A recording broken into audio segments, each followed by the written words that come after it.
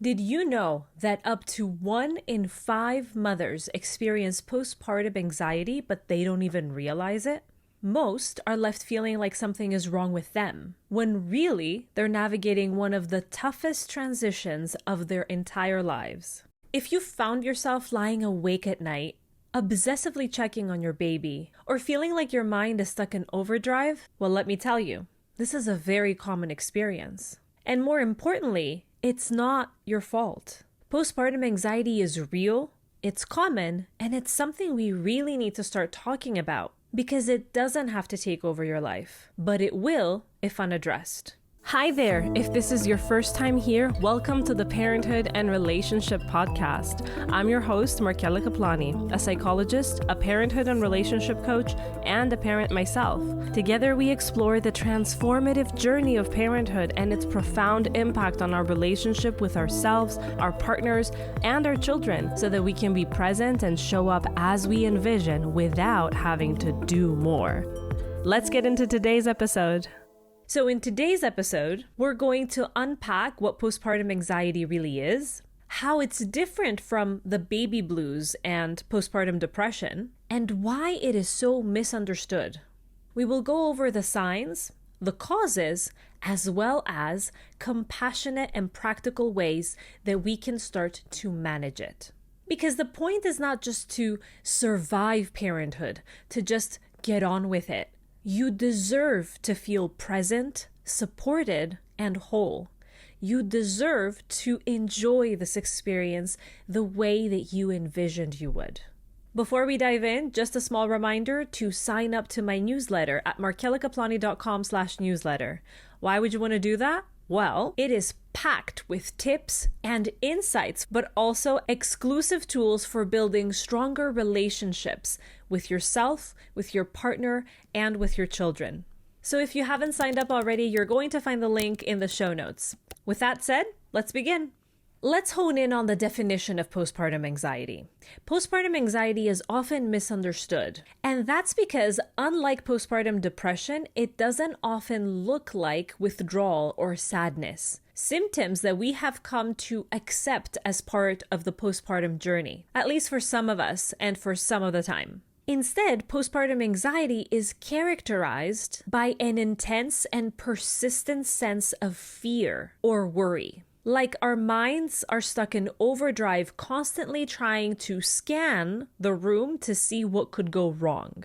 Unlike the baby blues, which typically go away after a couple of weeks when the hormones start to settle, postpartum anxiety will not go away on its own. It lingers, making it very hard to enjoy those moments that you've been dreaming of. And although in this episode I'm going to be focusing on you, the mothers, it is very important to say that postpartum anxiety has been shown to also affect fathers as well as non-binary partners, and that is even less talked about. So if you're interested in looking at that perspective, do let me know in the comments on YouTube or send me a DM on Instagram or by email. You can find all the details in the show notes or the description. Going back to that statistic that I shared in the beginning, while most people have heard of postpartum depression, and even though up to 20% of women, at least those that are documented, experience postpartum anxiety, most people don't even recognize it as something that actually happens. We don't ask for help with that persistent fear and those dark thoughts that we may be getting because we tend to think that this is just part of being a parent. But let me tell you, there is a difference between healthy concern for our babies and the kind of anxiety that keeps us up at night, unable to rest even when our baby is safe and sound. And if you as the mom or as the partner who is listening in order to support your other half are struggling to visualize this, think about postpartum anxiety like a fire alarm that keeps on going off even when there's no fire at all. It is your brain's way of trying to keep your baby safe. You are wired to ensure that your baby will stay alive. However, instead of helping, when we get to that extreme of postpartum anxiety, we are left feeling on edge, And so we get exhausted and we cannot think clearly. So all the things that we worry about, well, the chances that they may happen intensify because we are so worried, because we are exhausted, because this intense, persistent fear is not letting us rest and think clearly. Obviously, it's very exhausting to live in hypervigilance every day, 24/7. And it's not something that you just have to push through. You are not helping anyone. And so at this point, you may be wondering, do I have postpartum anxiety? Does my partner have postpartum anxiety?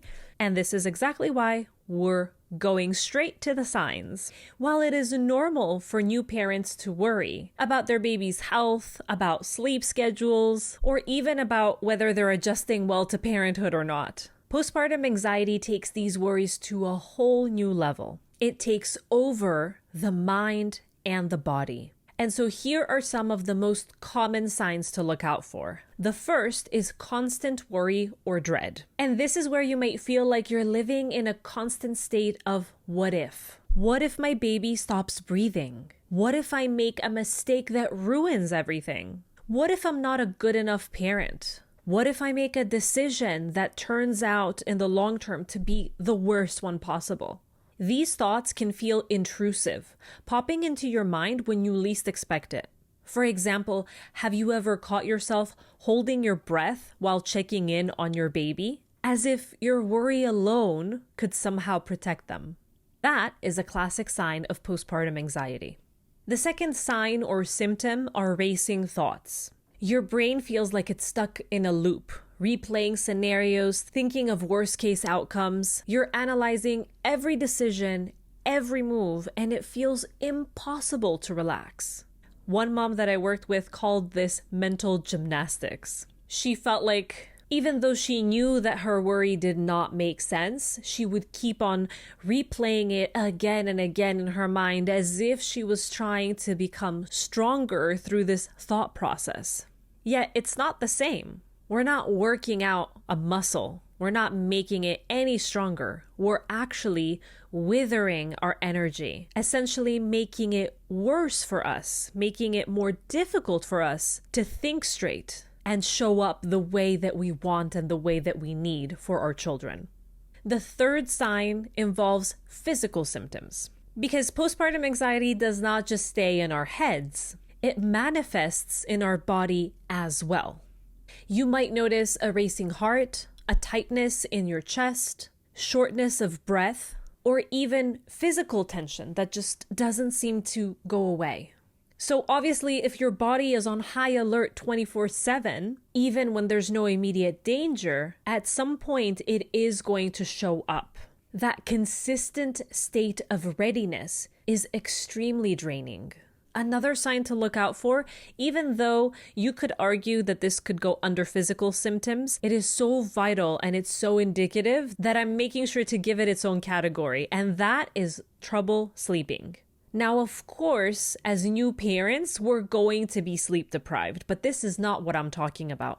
I am not talking about being awake a lot because your baby wakes up a lot, but those moments that you could have been sleeping because your baby is asleep. Those times at the end of the day when most things are taken care of because it's never all taken care of, that you could have been resting, but instead you find yourself lying awake with your mind filled with worries. This is very indicative of postpartum anxiety because it is apparent that your mind is in overdrive.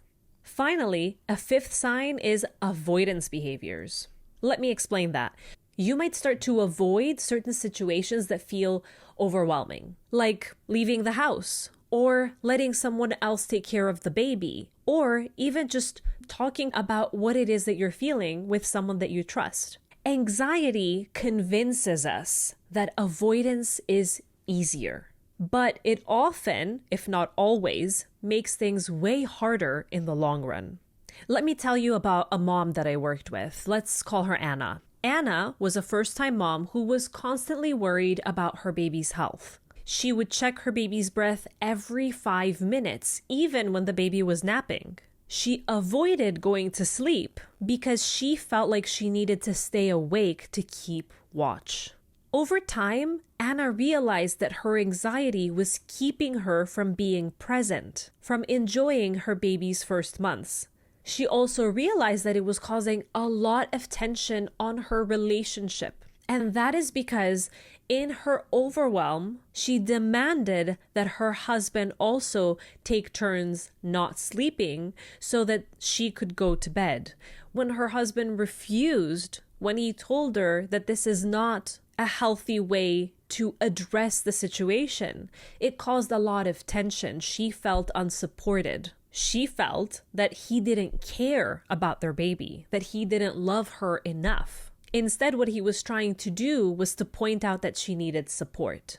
Luckily, it didn't take long for Anna to decide that this was not the way that she wanted to experience the first few months of her baby's life.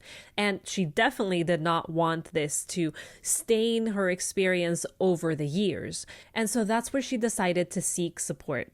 Now, I'm sharing this story because Anna's experience is not at all unusual. Postpartum anxiety comes from a deep sense of care, a place of unconditional love. But if unaddressed, it can really spiral into something that becomes unmanageable and starts to affect all areas of our lives. And then, of course, there's Google, and we can get into that rabbit hole, right? We can start out by searching something harmless like, why does my child's poop look like mustard? And then 30 minutes later, we may find ourselves convinced that our baby has this rare disorder that only 2 people in the world have ever had. Sound familiar? But seriously now, recognizing these symptoms isn't about labeling ourselves or about adding on to the pressure. It is about understanding what is happening, normalizing it, taking away any shame so that we can start to manage it, to address it. If you found yourself mentally ticking off those boxes of the signs and symptoms that I was just describing, most of them, if not all, you are not just this anxious parent. You are a caring parent as well. And this kind of deep care deserves to be supported, not dismissed as just something you need to get over. By noticing these signs, you're already taking a huge step toward your healing process, toward a process that will not only benefit you, but your children as well.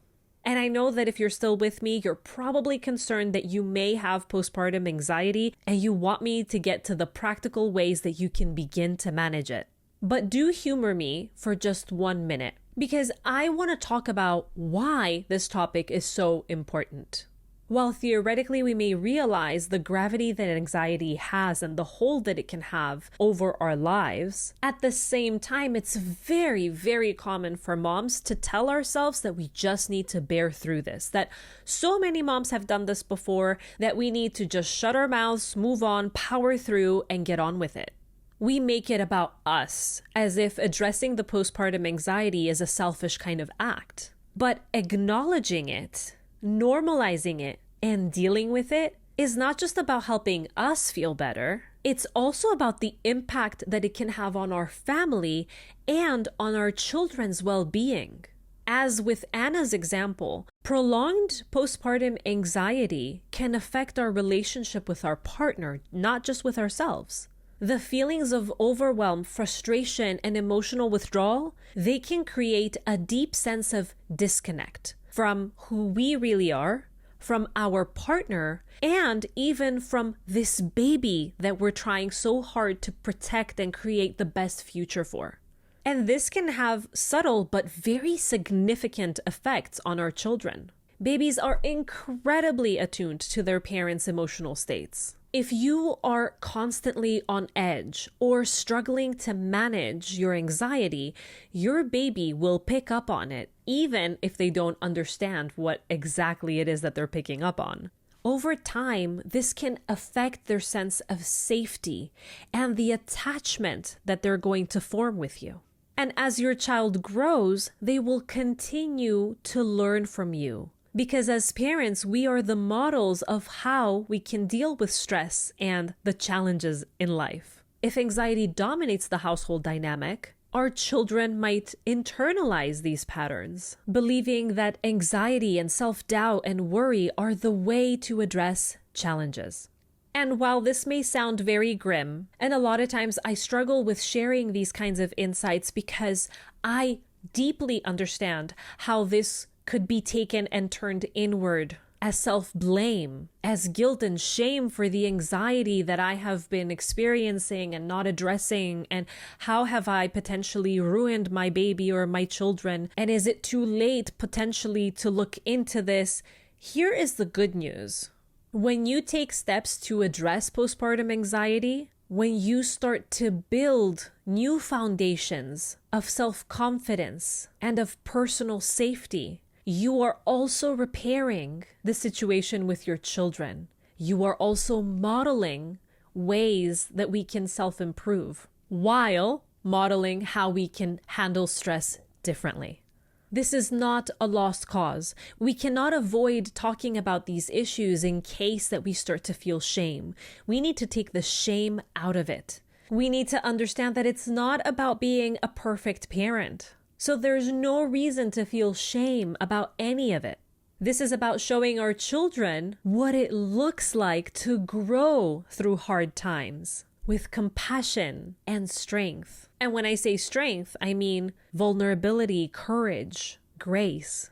That is a gift that they will carry their entire lives. But why does postpartum anxiety happen? In order to address it, it's really helpful to understand where it comes from. It makes it easier for us to then look at it with compassionate eyes and let go of the shame that we've attached to it. The first reason for postpartum anxiety are biological factors.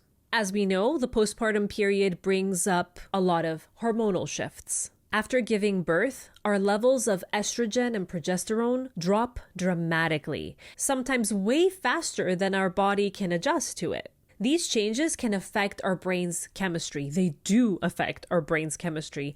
And so this makes us more susceptible to anxiety, just as much as it makes us more susceptible to postpartum depression.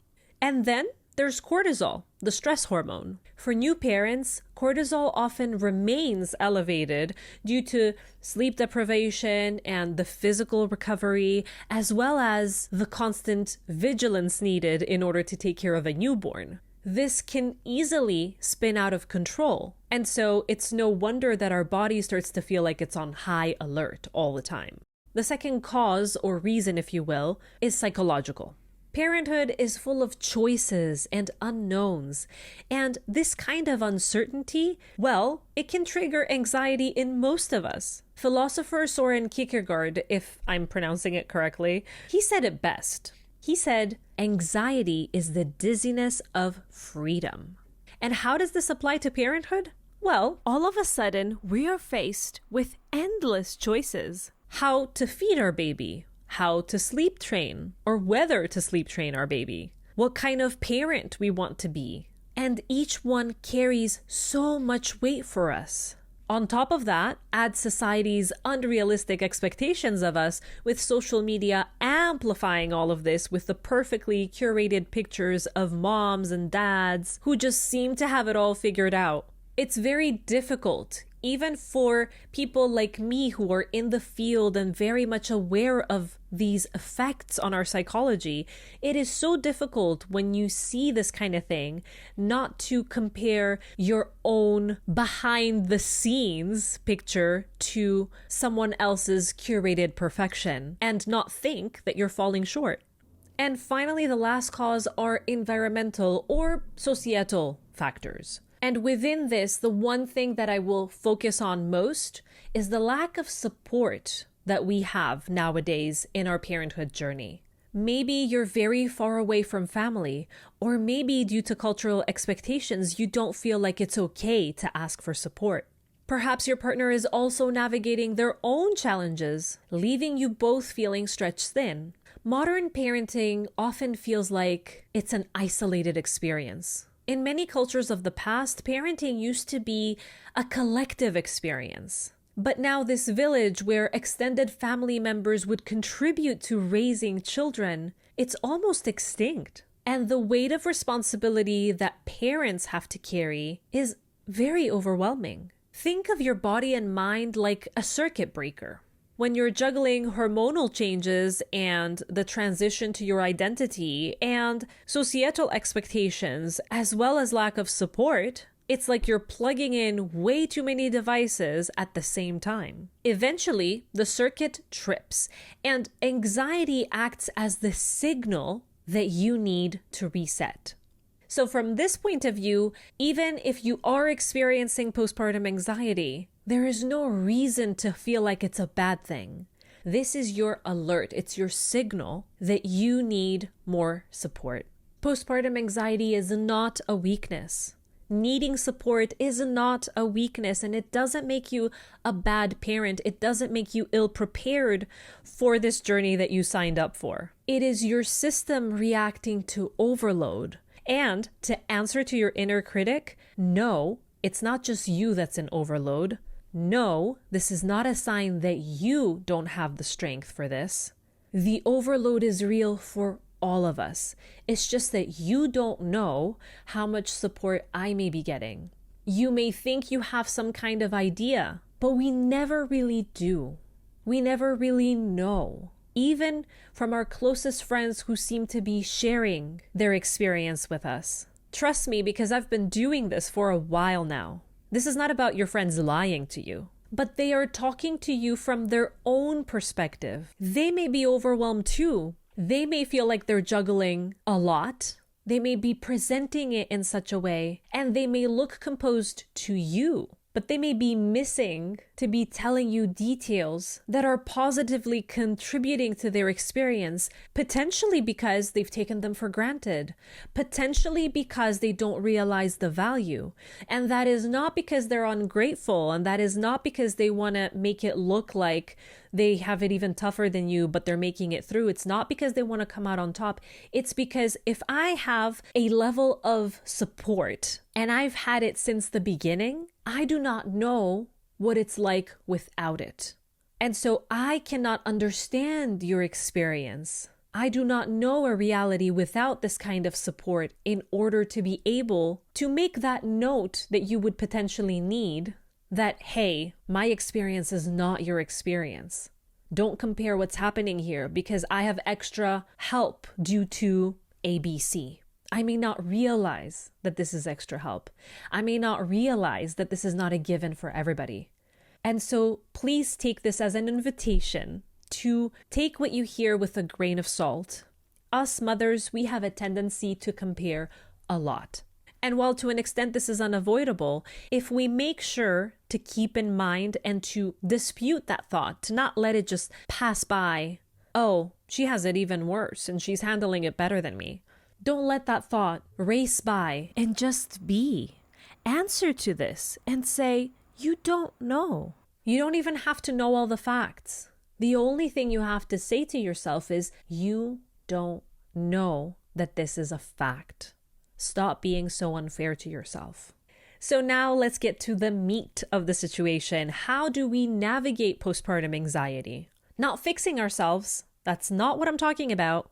There's nothing wrong with you. You're not broken. But what you do need is support. And what you do need is compassion. And what you do need are tools so that you can feel more grounded and present, so that you can feel safe. So, with compassion as the foundation to all of these tips that I'm going to give you, let's begin by looking at the 5 practical ways that we can approach postpartum anxiety.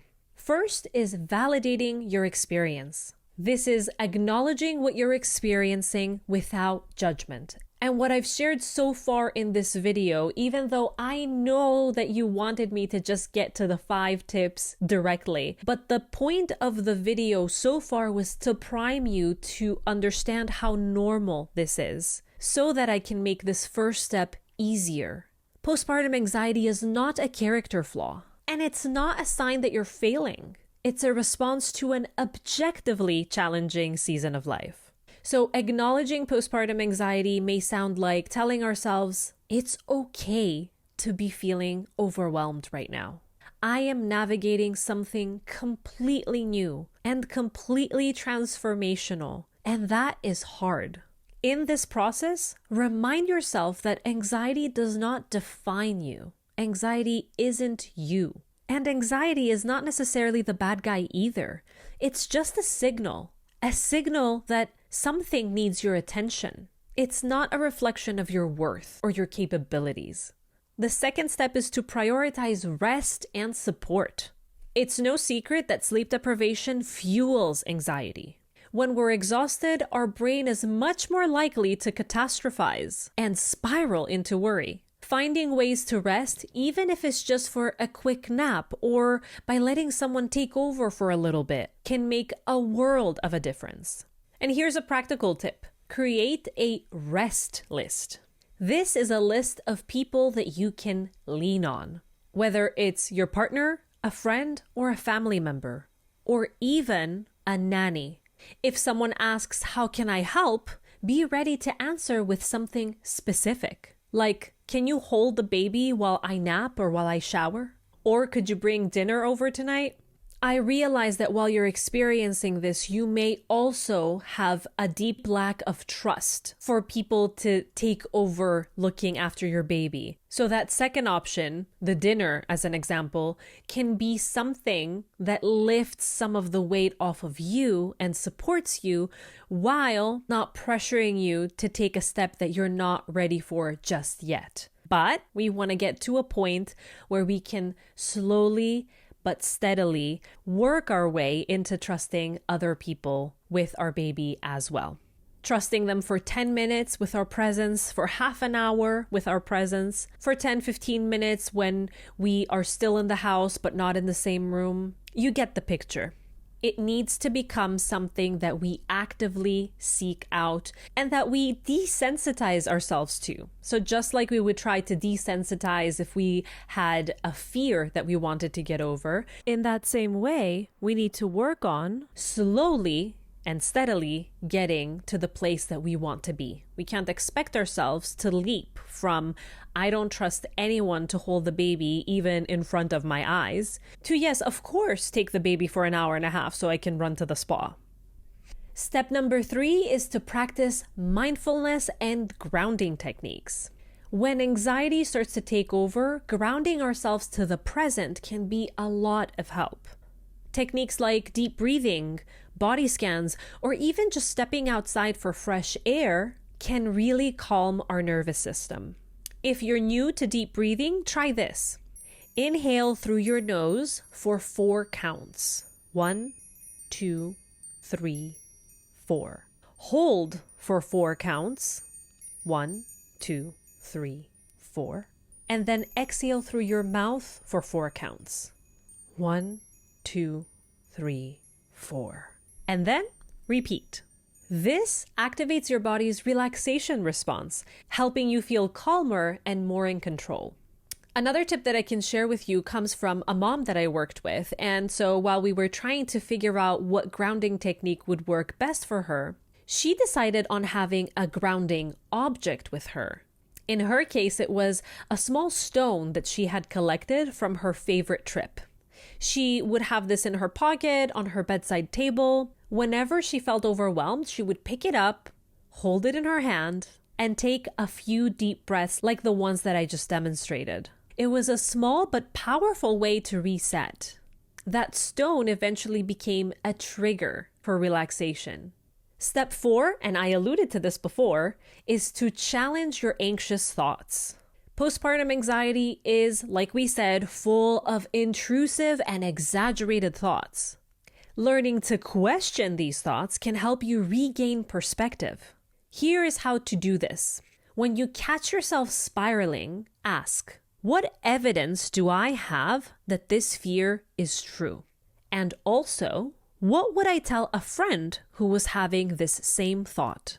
Writing these thoughts down and reframing them can help you separate fact from fear. So for example, if you're worried, thinking to yourself, I'm a terrible parent because I forgot about this very important thing, try reframing it to, I made a mistake and that's okay. This does not define my ability as a parent. Finally, step 5 is to seek professional support if needed. Sometimes, potentially a lot of times, postpartum anxiety needs additional support, and that is completely okay. Therapy or motherhood coaching or any kind of professional support that fits your needs and your style can provide a safe space for you to explore your feelings and to dig through your fear of uncertainty and what makes you feel so unsafe. And let's face it, sometimes anxiety feels extremely unmanageable despite our best efforts. Talking to your doctor about medication, even if you're breastfeeding, because there is medication that's compatible to that, can be a game changer. There is no shame in needing some extra help for a little while. Remember, this is about finding what works best for you so that you can show up fully for yourself and for your family. As Maya Angelou so beautifully said, do the best you can until you know better. Then, when you know better, do better. Addressing postpartum anxiety is about learning what you need and giving yourself the permission to grow and heal at your own pace. So, in wrapping up today's episode, I want to leave you with this. Postpartum anxiety does not mean you're weak. It does not mean you're failing, and it certainly does not mean you're broken. It means that you are navigating one of the most profound transitions of your life, and your mind and your body are doing the best they can to adapt. In any other scenario, if this were a friend, if this were a medical issue, it would be a no-brainer that this is a natural response and that support is the answer. But you know what? You're still here and you're listening. And so this is proof that you are ready to take the next step in supporting yourself through this challenging time and doing the best for you and your family. And that is major. Before you go, I would like to give you a journaling exercise that you can use in order to take that first step into managing postpartum anxiety. Set aside 10 minutes and answer these 3 questions. What am I proud of myself for as a parent? What is one thing I can do this week to ease my mental load? And finally, who in my life can I lean on for support, and how will I ask for their help? What is it that I will need them to do? Again, like I note with all my journaling exercises, this is not about just adding another task onto your to-do list, but it will help you shift your focus from what feels overwhelming to what's already within your reach. If today's episode resonated with you, share it. Post it on your social media. You never know who may be in a similar boat to you and may really appreciate hearing what we discussed here today. And don't forget to sign up to my newsletter if you want more tips and tools and exclusive insights on the topics that we discuss here on this podcast. Thank you for spending this time with me today on the Parenthood and Relationship Podcast. Remember, you're doing an amazing job. I'll see you next Sunday. Bye-bye.